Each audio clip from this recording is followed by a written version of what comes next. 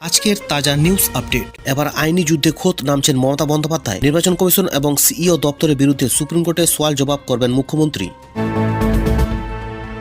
তলাবাজ সরকারকে যোগ্য জবাব দিতে আমি নতুন দল তৈরি করেছি, মমতা অভিষেককে করা বার্তা হুমায়ুনের। এবার কিভাবে বিধানসভা ভোটে খেলা ঘুরাবে হুমায়ুন, এ নিয়ে জানাবো বিস্তারিত আলোচনায়।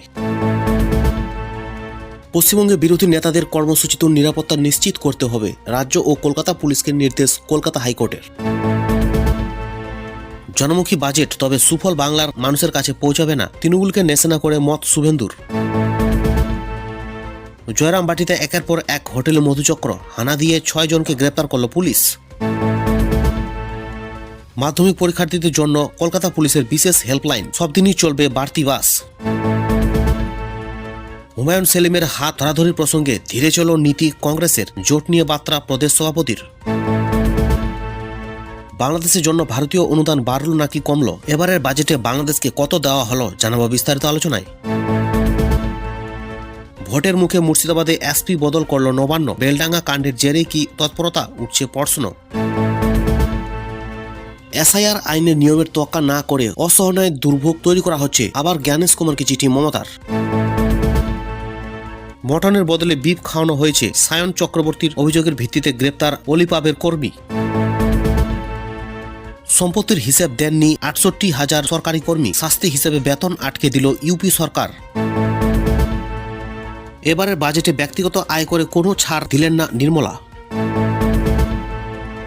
গোপনে অরিজিৎ সিং এর বাড়িতে আমির খান, দুই শিল্পীর এই গোপন সাক্ষাতে কৌতূহল বাড়াচ্ছে ইন্ডাস্ট্রিতে। আমি যতদিন মুখ্যমন্ত্রী আছি মিয়াদের কপালে দুঃখ আছে, ভোটের মুখে অসমে হুমকি হেমন্তের। এবারে বাজেটে দাম বাড়লো তামাকজাত পণ্য, পান মশলা, সিগারেট, মদ এবং দাম কমলো mobile phone, TV, fridge, CNG, medicine সহ আরো অনেক কিছুর। অ্যাপস্টিন ফাইলসে মোদির নাম, কংগ্রেসের আক্রমণের কড়া জবাব দিল কেন্দ্র, এ নিয়ে তুঙ্গে রাজনৈতিক মহল। 100 এবং 125 দিনের কাজ, বর্তমান এবং ভবিষ্যৎ দুই প্রকল্পের জন্য আলাদা আলাদা বরাদ্দ রইল এবারের বাজেটে। 15 বছর পর দেশে জনগণনা বাজেটে বরাদ্দ হলো 6,000 কোটি টাকা, শুরু হবে এপ্রিল মাস থেকে।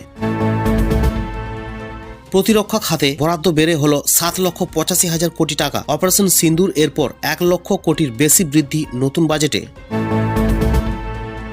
ওড়িশায় সিবিআইয়ের হাতে গ্রেপ্তার সিবিআই অফিসার, বেআইনিভাবে সুযোগ পাইয়ে দেওয়া তোলাবাজির অভিযোগে ধৃত।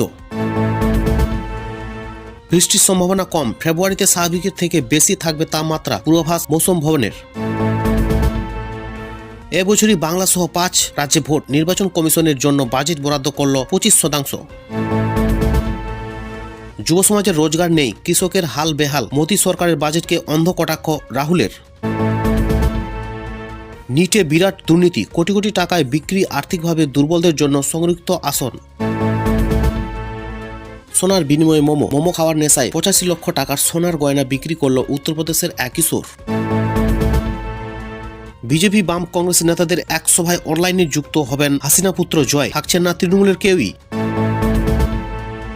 কাউকে জেতাতে নয়, জিততে এসেছি, আসন্ন ভোটে কিং মেকার হতে চান না বিজয় থালাপতি, বড় জয় নিয়েও আশাবাদী। বাংলাদেশে ভোট পর্যবেক্ষকের জন্য ভারতকেও ডাক ইউনূসের, তবে দিল্লি এখনো জবাব দেয়নি। অশান্ত বালুচিস্তানে জঙ্গিদের নিয়ন্ত্রণ করছে ভারত, পাক দাবি উড়িয়ে দিল নিউ দিল্লি। ভেনেজুয়েলা থেকে তেল কিনলেই শাস্তি, ট্রাম্পের হুমকির জেরে আবার জরুরি অবস্থা জারি করল কিউবা। ভোটের 3 দিন আগে আমেরিকার সঙ্গে বাণিজ্য চুক্তি করতে চলেছে বাংলাদেশের ইউনূস সরকার, ট্রাম্প শুল্ক কমাবে এই আশায় ঢাকা। ভারতের বিরুদ্ধে খোট পাকতেই আসরে নামেন অজিত দোভাল, গুপ্তচর রানীকে বোকা বানিয়ে সিকিমকে এদেশের অংশ করেন স্পাই মাস্টার। বন্যায় ভেসে চলে যায় পাকিস্তানে, 3 বছর জেলবন্দি, ঘরে ফিরে ভয়ঙ্কর অভিজ্ঞতা জানালেন 7 জন ভারতীয়।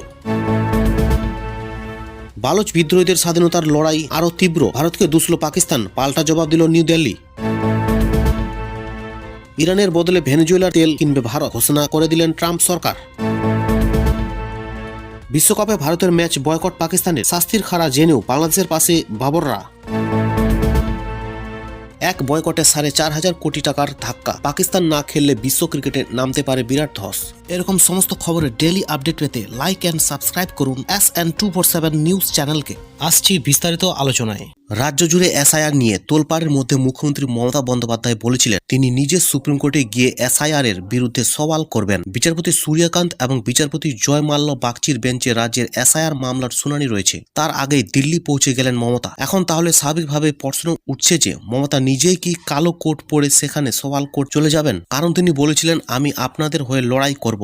এমন ভাবনার মূলে অবশ্য রয়েছে তার নিজেরই বহুবার বলা একটা কথা যে তিনি আইনি ডিগ্রি পেয়ে পাস করেছেন। কিন্তু রাজ্যের চিফ মিনিস্টার কালো কোট পরে সেই শুনানিতে চলে যাওয়ার সম্ভাবনা, এটার আপাতত প্রভাব অনেক গভীর। এতে সাধারণ মানুষের মনে একটা ছাপ পড়বেই যে আমি তোমাদের জন্য নিজে সওয়াল জবাব করতে নামছি, এবং এটা তিনি করতে পারেন বলেই আলোচনা ঘনিয়েছে রাজনীতির অঙ্গনে। এরই মধ্যে 28 তারিখ মমতার দিল্লি যাওয়ার কথা থাকলেও শুনানি পিছিয়ে 4 ফেব্রুয়ারি হওয়া তিনিও যাওয়া পিছিয়ে 1 তারিখ করেছেন। এখন প্রশ্ন উঠেছে যতই আইনি ডিগ্রি থাক মমতা কি আদৌ পারেন সুপ্রিম কোর্টে নিজে সওয়াল করতে? তথ্য বলছে সুপ্রিম কোর্টের বার কাউন্সিলিং এর নিয়ম অনুযায়ী অবশ্যই পারেন না, কিন্তু কপিল সিব্বল ও অভিষেক মনু সিংভির সঙ্গে তিনি যদি কালো কোট পরে আদালতের বাইরে অবধিও যান তাহলেই যে ছবি সামনে আসবে সেটাই জনমানসে অপটিক্স তৈরি করার জন্য যথেষ্ট, এবং এর পেছনে আইপ্যাক নিয়েও একটা পরিকল্পনা আছে বলেও আলোচনা চলছে নানা মহলে। সূত্রের খবর ওই শুনানিতে উপস্থিত থাকার জন্য ইতিমধ্যে আদালতের অনুমতি চেয়েছেন মুখ্যমন্ত্রী। তিনি তা পেয়েও যাবেন বলে নিশ্চিত করা হচ্ছে,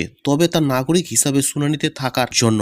কিন্তু আমলাদের একটা অংশ আবার বলছে মুখ্যমন্ত্রীর পক্ষে অসাধ্য বলে কিছু নেই, কালো কোট পরে আদালত পর্যন্ত যেতেই পারেন, আর একটু যেতে পারলেই তো জনমানুষে একটা বিরাট রোল তৈরি হবে মমতার। এসআইআর ইস্যুতে বাংলার কোন যোগ্য ভোটারের নাম বাদ পড়লে তিনি যে চুপ করে থাকবেন না তাও স্পষ্ট করেন মুখ্যমন্ত্রী। নাটকীয় ভঙ্গিতে হুঁশিয়ারি দেন আমাকে তোমরা ঘেঁচু করবে, জেলে ভরো, গুলি করো, আই ডোন্ট কেয়ার, আমি সব কিছুর জন্য তৈরি। আমি জেলে গেলে মায়েরা জবাব দেবে, বোনেরা জবাব দেবে। সব মিলিয়ে স্বাভাবিকভাবে এসআইআর আবহে মমতা বন্দ্যোপাধ্যায়ের দিল্লি সফর ঘিরে রাজ্য ও জাতীয় রাজনীতিতে প্রবল কৌতূহলের সৃষ্টি হয়েছে। মুর্শিদাবাদের রেজিনগরের সভা থেকে রাজ্যের মুখ্যমন্ত্রী মমতা বন্দ্যোপাধ্যায় এবং সাধারণ সম্পাদক অভিষেককে একযোগে আক্রমণ করলেন হুমায়ুন কবির। বিধানসভা নির্বাচনের মাত্র কয়েক মাস আগে নতুন দল গড়েই পুরোদমে ময়দানে নেমে পড়েছেন তৃণমূল থেকে সাসপেন্ডেড হওয়া বিধায়ক হুমায়ুন কবির। বিধানসভা নির্বাচনে অন্যান্য রাজনৈতিক দলের সঙ্গে জোট বেঁধে নামতে পারে হুমায়ুন কবিরের জনতা উন্নয়ন পার্টি। এই সংক্রান্ত বহু খবর ইতিমধ্যে সামনে এসেছে। একাধিক দলের সঙ্গে বৈঠকও করেছেন তিনি। শনিবার সভামঞ্চ থেকে বক্তৃতার শুরুতেই জোট নিয়ে বার্তা দিলেন তৃণমূলের সাসপেন্ডেড বিধায়ক। তিনি বলেন আমাদের একটা বৃহৎ অশুভ শক্তির বিরুদ্ধে লড়াই করতে হবে, কিন্তু আমরা যদি একা লড়তে যাই আবার কোনোভাবে ওই মুসলিম সহ সংখ্যালঘু বিরোধীরা পথ আটকে দেবে। আমরা যে লড়াইয়ের ডাক দিয়েছি সেখানে এক হয়ে লড়তে হবে। আমি নিজে যেমন কাউকে অহংকার দেখাই না, তেমনি কারো অহংকার বরদাস্ত করি না, এটাই আমার নিয়ম। তৃণমূলকে কাঠগড়ায় ঠেলে হুমায়ুন বলেন বুথ লেভেল থেকে শুরু করে ব্লক লেভেল, রাজ্য স্তর পর্যন্ত দ্বন্দ্ব আর বিভাজন, তোলাবাজি করার দল তৃণমূল। এই দল কোনো আইন শৃঙ্খলা মানে না। কটাক্ষ করে বলেন একটাই পোস্ট, বাকি সব ল্যাম্প পোস্ট। নাম না করে জয়প্রকাশ মজুমদারকেও আক্রমণ করেন হুমায়ুন। বলেন করিপুরের বিধানসভা লড়তে গিয়ে একটা লোকের লাথি খেয়েছিল, সেই নেতাকে নজরুল মঞ্চে যোগদান করিয়ে 1 মিনিটের মধ্যে সহসভাপতি করে দিল, আর তার কাজ হচ্ছে তৃণমূল ভবনে বসে তোলাবাজি করা, কমিশন খাওয়া। 2024 সালের লোকসভা নির্বাচনের সময় ধর্মীয় উস্কানিমূলক মন্তব্যের অভিযোগে হুমায়ুন কবিরকে শোকজ করেছিল নির্বাচন কমিশন। জল গড়িয়েছিল অনেক দূর। সেই প্রসঙ্গ টেনে হুমায়ুন বলেন ইউসুফ পাঠানকে ভোটে জেতানোর জন্য মমতা বন্দ্যোপাধ্যায় আমাকে দায়িত্ব দিয়েছিলেন। তার নির্দেশ কার্যকর করতে হিন্দু সমাজের মানুষকে যে ব্যথা দিয়েছিলাম তার জন্য আমি প্রকাশ্যে সবার কাছে ক্ষমা চাইছি। হুমায়ুন আরও দাবি করেন এপ্রিল মাসে উত্তরপ্রদেশের মুখ্যমন্ত্রী যোগী আদিত্যনাথ বঙ্গ সফরে এসে মুসলমানদের আঘাত করে উস্কানিমূলক মন্তব্য করেছিলেন। বলেছিলেন উত্তরপ্রদেশ হলে উল্টো করে টাঙিয়ে রাখতাম। তার জবাবে তিনি বলেছিলেন ভাগীরথীর জলে ভাসিয়ে দিতে না পারলে আমি রাজনীতি ছেড়ে দেব। তার প্রায় 2 বছর পর নিজের এই মন্তব্যের জন্য ক্ষমা চেয়ে হুমায়ুন বলেন সেই সময় তার পাশে তৃণমূলের কেউ দাঁড়ায়নি, কিন্তু তিনি দলের কথা শুনে উস্কানি দিয়েছিল। এদিন তার বক্তব্যে উঠে এলো মুর্শিদাবাদের ওয়াকফ অশান্তিতে নিহত হরগোবিন্দ দাস এবং তার ছেলে চন্দন দাসের নৃশংসভাবে খুন হওয়ার প্রসঙ্গ। ঘটনার সময় তৃণমূলের নেতা বিধায়কের ভূমিকা নিয়ে প্রশ্ন তোলেন তিনি। একই সঙ্গে পুলিশ মন্ত্রীর ব্যর্থতাকেও দায়ী করেন। বেলডাঙ্গা অশান্তি নিয়েও সুর চড়ান। তার বিরুদ্ধে রাস্তা অবরোধ, ভাঙচুর, উস্কানি দেওয়ার মিথ্যে অভিযোগ আনা হচ্ছে বলেও বলে দাবি করেন তিনি। এদিন সভার জন্য একাধিকবার বাধার মুখে পড়তে হয়েছে বলে দাবি করেন। হুমায়ুন কবির অভিযোগ করেন 10 জনের কোর কমিটি করবেন, সেখানে 6 জন মুসলিম এবং 4 জন হিন্দু থাকবে, আর তার মাথা করা হবে হুমায়ুনকে। কিন্তু তারপরেই 4 ডিসেম্বর দল থেকে সাসপেন্ড করলেন, কারণ বাবরি মসজিদ করছি বলে। কেন করা যাবে না? আপনি কেন দীঘায় সরকারি টাকায় মন্দির করবেন? কেন দুর্গাঙ্গন করবেন? আরো অভিযোগ করেন গঙ্গাসাগরে 1700 কোটি টাকার ব্রিজ করেছেন, কিন্তু আমার বিধানসভা কেন্দ্রে বারবার বলার পরেও 35 কোটি টাকা দিয়ে ব্রিজ তৈরি করতে দিচ্ছেন না। কার্যত হুঁশিয়ারি দিয়ে বলেন আগামী দিনে আপনার কুর্সি কেড়ে নেব, তারপর এরকম হাজার ব্রিজ আমলারা করতে বাধ্য হবে। এদিন হুমায়ুন কবির তৃণমূলকে টার্গেট করে আরো বলেন লক্ষ্মীর ভান্ডার কার টাকায় দেন? 2014 সালে আপনার ভাইপোর কি ব্যবসা ছিল? লিপস অ্যান্ড বাউন্ডস এর ডিরেক্টর সুজয় কৃষ্ণ ভদ্র কতদিন জেলের হানি টানবে? 1000-এর বেশি পাতার চার্জশিটে 73 জায়গায় অভিষেক বন্দ্যোপাধ্যায়ের নাম ছিল। যে কোনো মুহূর্তে দিল্লির সরকার মনে করলে অভিষেককে গ্রেপ্তার করে ভুবনেশ্বরে পাঠিয়ে দেবে। আসন্ন নির্বাচনে তৃণমূল সরকারকে উৎখাত করার হুঁশিয়ারি দিয়ে হুমায়ুন বলেন সরকার বিরোধী দলকে এক এক করে জড়ো করে 1 ইঞ্চি মাটি আপনাকে ছাড়ব না। মিথ্যেবাদী তোলাবাজ সরকারকে যোগ্য জবাব দিতে আমাকে নতুন দল গড়তে হয়েছে। জনতা উন্নয়ন পার্টি আগামী দিনে আরো বড় সভা করতে পারে, আর সেই সমাবেশে উপস্থিত থাকতে পারে AIMIM নেতা আসাদউদ্দিন ওয়েসি। সেদিনে জোট বেঁধে সবাই মমতা বন্দ্যোপাধ্যায়ের বিরুদ্ধে হারানোর পরিকল্পনা আরো মজবুত করবে।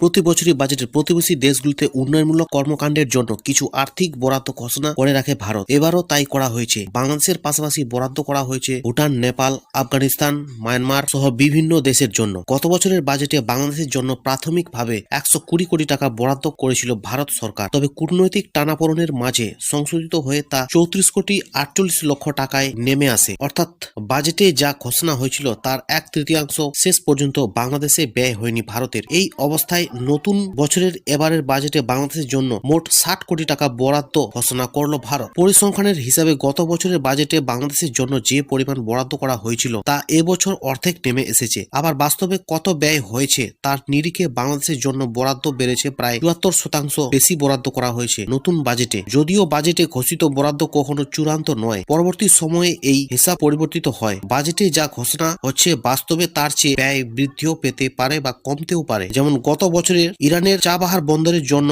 100 কোটি টাকা বরাদ্দ করেছিল ভারত, পরে সংশোধিত হয়ে তা 400 কোটি টাকায় দাঁড়ায়। আবার ভুটানকে সাহায্যের জন্য 2150 কোটি টাকা বরাদ্দ করা হয়েছিল, পরে ব্যয় হয়েছিল 1950 কোটি টাকা। শেখ হাসিনা সরকারের পতনের পর থেকে ভারতের সঙ্গে বাংলাদেশের কূটনৈতিক চাপানোতর চলছে। অন্তর্বর্তী সরকারের প্রায় 1.5 বছরের সময়কালে বারবার তা প্রকট হয়েছে। এরপরেও পড়শি দেশের উন্নয়নের জন্য অনুদান বন্ধ করেনি ভারত। 2024-25 অর্থবর্ষের বাজেটে বাংলাদেশের জন্য 120 কোটি টাকার অনুদান ঘোষণা হয়েছিল। বস্তুত এই অর্থবর্ষে বাংলাদেশের হাসিনা সরকারের পতন হয়।